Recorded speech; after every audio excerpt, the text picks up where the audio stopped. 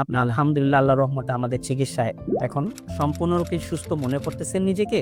আলহামদুলিল্লাহ আল্লাহর রহমত। সম্পূর্ণরূপে আল্লাহর রহমতে সুস্থ মনে করছেন। আপনার বর্তমানে শারীরিক বা মানসিক কোনো সমস্যা আছে কি? না, এখন আলহামদুলিল্লাহ কোনো আল্লাহর সব দিক দিয়ে ভালো। জি, ঘুম, খাওয়া-দাওয়া যা আছে সব আল্লাহর ভালো।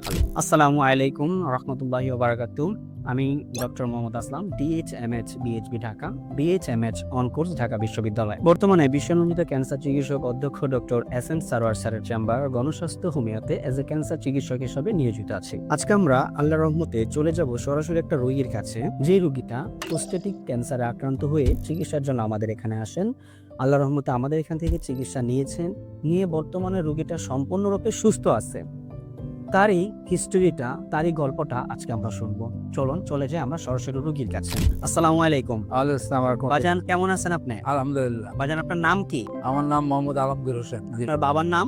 মজিবুর হক। আপনার মায়ের নাম? ফাতেমা বেগম। আপনার বাসা কোথায় বাজান? আমাদের বাড়ি মাতোয়াল। মাতোয়ালে কি আপনারা স্থানীয়? না, স্থানীয় না, আমার বাইরে এখন বাড়ি গেছে আসা। মাতোয়ালে এসে বাড়ি করছেন? জি, মাতোয়াল কোন কোন এলাকাতে বা কিভাবে আমরা আপনাকে চিনতে পারি? মাতোয়াল দক্ষিণ পাড়া মুসলিমনগর। ওইখানে গিয়ে কি বললে আপনাকে চেনা যাবে? আপনার আমার নাম বললেই হবে যে আলমগীর সাহেব বাসা কোথায়? আলমগীর সাহেবের বাসা কোথায়? ধরাবাড়ি। আচ্ছা বাজান, আপনার বর্তমান বয়স কত চলতেছে? কত 70? 70 চলতেছে। উনি কি হয় আপনার? আমার ছেলে। আপনার ছেলে। ভাইজান আপনার নাম? আমার নাম মোহাম্মদ নাজমুল হাসান উজ্জ্বল। কোথায় জবে আছেন? আমি একটা ব্যাংকে কর্মরত আছি আর কি। ব্যাংকে কর্মরত আছেন। আচ্ছা, তো আপনার বাবার বিষয়ে আমার মনে হয় আপনি খুব ভালো কথা বলতে পারবেন। আপনার বাবার বিষয়টাতে, উনি বয়স্ক মানুষ, আমি এতটা না করে আমি আপনার সাথে সরাসরি কথা বলতেছি। আপনার বাবা সর্বপ্রথম কি সমস্যা হয়েছিল ভাই? গত বছর 2025-এ বছরের শুরুর দিকে আর কি, তো বাবার ঘন ঘন প্রস্রাব, তারপরে হচ্ছে প্রস্রাবের রাস্তায় কিছুটা জ্বালাপোড়াও হইতো, এবং এর কারণে উনি দেখা গেছে যে রাতের বেলা মাঝে মধ্যে ঘুমের মধ্যে প্রায় ঘুম ভেঙে তারপর উনি ওয়াশরুমে যেতে হইতো কয়েকবার।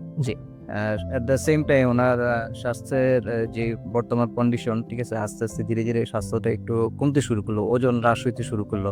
বিভিন্ন ধরনের জটিলতা দেখি আমরা, অনেক আগে থেকে ডায়াবেটিস ছিল না, তো আমরা একটা পর্যায়ে যে সিদ্ধান্ত নিলাম বাসার সবাই, বাংলাদেশের যে বারডেমের হসপিটাল আছে, তো ওখানে যে আমরা যে নিয়মিত যে চিকিৎসাগুলো করে বা যেখানে পরীক্ষা নিরীক্ষা করে, ওখানে বিশেষজ্ঞ চিকিৎসকের শরণাপন্ন হবে। তো আমরা সেখানে বিশেষজ্ঞ চিকিৎসকের শরণাপন্ন হয়ে উনি নানান ধরনের পরীক্ষা নিরীক্ষা অনেক অনেক পরীক্ষাই করলেন, অনেক ধরনের পরীক্ষা করলেন। পরীক্ষা নিরীক্ষা করার পরে উনি একটা সময় আইডেন্টিফিকেশন করতে পারলেন যে না, আমরা এই ধরনের একটা রোগে আক্রান্ত হয়েছি। কি রোগে আক্রান্ত হয়েছিল সেটা? সেটা ওই যে প্রস্টেটিক। প্রোস্টেটিক ক্যান্সারে আক্রান্ত হয়েছেন আপনারা। আচ্ছা, তারপর ওনাদের বক্তব্য কি ছিল? তো ওনাদের বক্তব্য ছিল যে এখন এই ধরনের চিকিৎসা আসলে বাংলাদেশে খুবই ব্যয়বহুল, কিছুটা কয়েকটা ইনজেকশন নিতে হবে, আর হচ্ছে গিয়ে যে আরেকটা সার্জারি করতে হবে। যদি সার্জারি করে ফেলি তাহলে সার্জারি করে ফেলার পরে হয়তো ইনজেকশনটা আর নিতে হবে না, মাসে মাসে একটা ওষুধ খেতে হবে। তো অনেক ব্যয়বহুল। তো আমরা সিদ্ধান্ত নিলাম যে আমরা সার্জারি করে ফেলবো।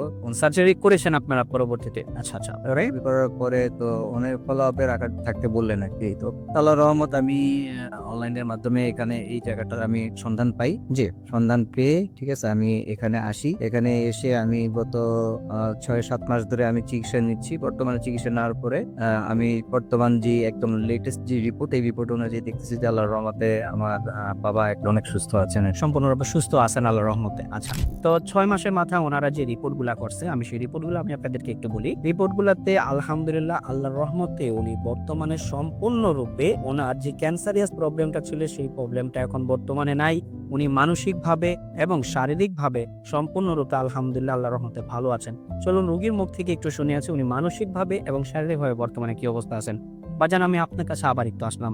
আপনি আলহামদুলিল্লাহ আল্লাহর রহমতে আমাদের চিকিৎসায় এখন সম্পূর্ণরূপে সুস্থ মনে করতেছেন নিজেকে?